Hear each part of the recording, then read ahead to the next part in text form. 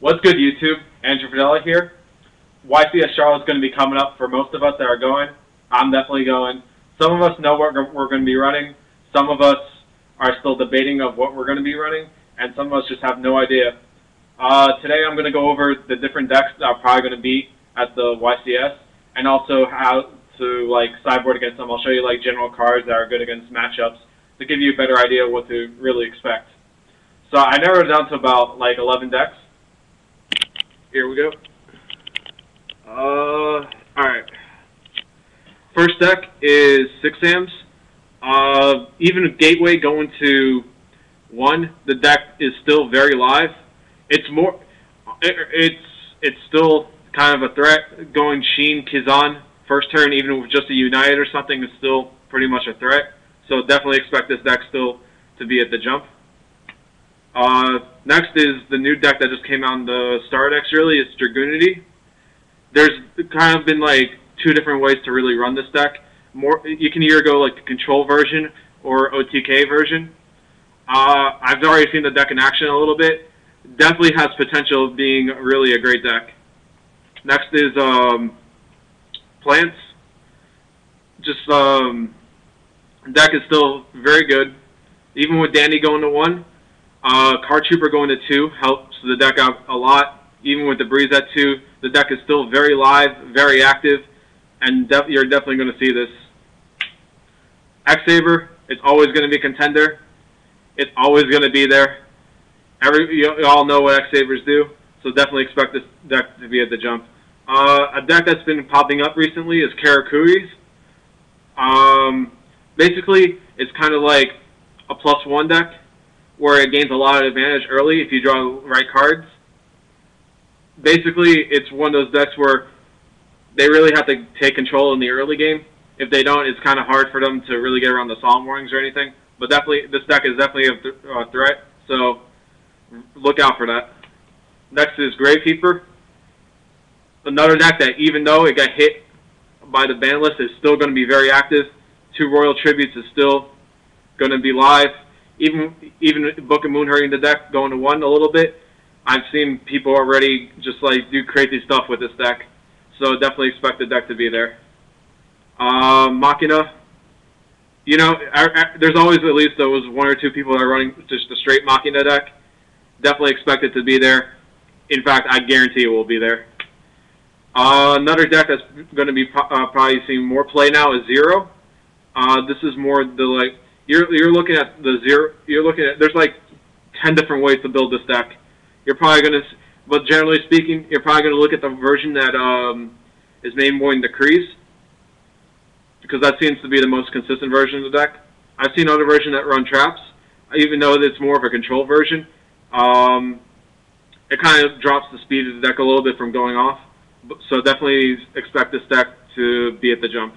Next is, believe it or not, Blackwing, and my reasoning behind this is it's going to be the Value Turbo version of this deck that pretty much runs Armageddonites, Greffers. They pretty much drop, most of these decks have already dropped the Whirlwind. Really the only Blackwings in the deck are going to be this Value, the 1 Gale, and the 1 Kalute. You're going to see you're really going to see actually the Turbo variants of this deck more than anything. Next up is Hero Beat, or in Hate decks, or Anti-Meta, however you want to call it. It's going to be there because it pretty much has good matchups against a couple of these decks in the format. You're probably going to see the version that runs Geminis, only because of Shining coming out. But I mean, you'll probably still see the other variants too. This deck will definitely be at the jump, so expect it to be there. Next up is Frog Monarch. Pretty much the deck did not get hit all by the ban list. People still love this deck. It's still an amazing deck. I definitely expect it to be at the jump. Another card I really don't have on hand right now to show you is Gladiator Beast. GBs is probably going to be the most popular deck at the jump. They always usually are at the beginning of the format. Definitely, it's a hard matchup for a lot of these decks, especially if they go first, just in general. But GB's been around for a long, long time, so most people usually know how to play against it. But I mean, there's always certain scenarios where you just don't even have control over. GB is definitely going to be, if not the most popular deck, at least amongst the top 3 or 4 there. Alright. For now, I'm going to go one by one real quick with the decks. We'll start with 6 Hams. 6 Hams, pretty much good sideboard cards. The side against 6 Hams will consist of, let me pull them out real quick.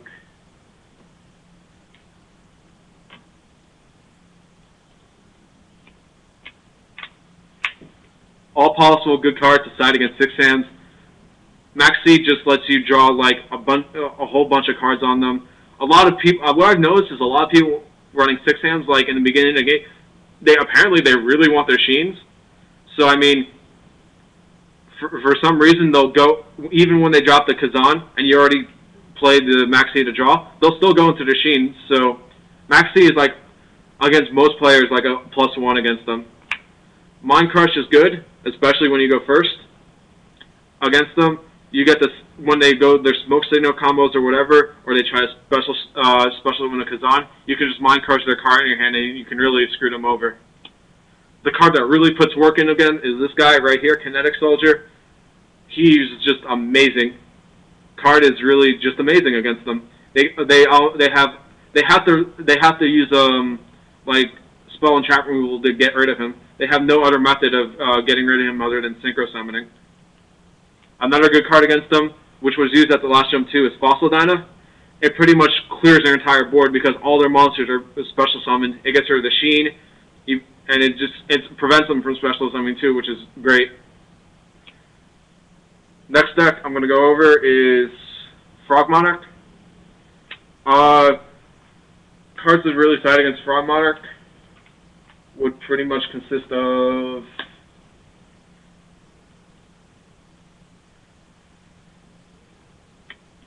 these. Also, I didn't have on hand Pulling the Rug. Pulling the Rug is pretty good. It's good against other matchups as well. Massacre Restrict just shuts the deck down completely. Like they have to MST it or Trunade just to get rid of it. I've seen people flip this card over, and Frog Monarch decks have like 6 cards in hand, and there's nothing they can do. This card completely shuts down the deck. This card is good against multiple matchups, including this one. You flip this to get rid of the Treeborn or a Fishborg if you need to, and it shuts them down pretty hard. It forces them to start using soul exchanges and stuff just to summon their monarchs. Pretty much the game 1 is kind of like a 50-50 for most of the matchups. After game 2, though, like usually when you have at least this on the board and you can protect it, if you have this face up and you can protect it, it pretty much shuts them down completely. Next up, I got Hero Beat. This deck is definitely going to be seen play, especially with Shining. Expect versions that are going to be running like Miracles and stuff. Even versions that don't run Miracle and max out anti-meta cards, expect that. Anti-meta decks are kind of weird. They rely on it's a deck that really relies to going first a bit, and pretty much it's kind of like a weird matchup. It's either they draw all their stuff or they don't, and sometimes there's just nothing you can do about it. But I mean, possible sideboard cards that you can run against them are these pretty much. This is one deck going 1-for-1 on their monsters is great. So smashing ground to get rid of their big guys that you can't run over helps out a lot, especially with decks that you run a lot of lower guys in, like Dragoonity and what else? Plants. It's pretty useful to side in with Gravekeeper especially. So smashing ground is definitely a good card against this matchup. Cyber Dragon, again, it's a beater. It gets over most of their guys, and they have to get rid of spell trap removal just to get rid of it. So Cyber Dragon is an amazing card to side against them. Dust Trail, going 1-for-1 their back rows and applying pressure helps out a lot. Depending on what deck you're running, Catastrophe pretty much shuts them down completely. It will clear out their entire... You pretty much set this and you pretty much win against them, especially if they drew like four back rows. This will clear them out completely. Next deck is going to be the Value Turbo. From what I've noticed from the Value, I've seen very little of this deck in action so far, but from what I've heard and what I've seen of it so far, it kind of runs a little bit like the old Teledad, just a little kind of slower though. But I mean, when they get their stuff, they go off. They really do. Possible cards to side against this matchup are, let me pull it out real quick.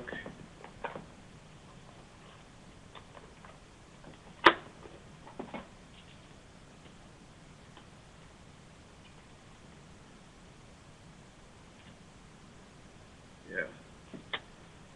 These are pretty good to side against them. This guy pretty much kills every monster in their deck. So, yeah, this guy pretty much just kills every monster in their deck.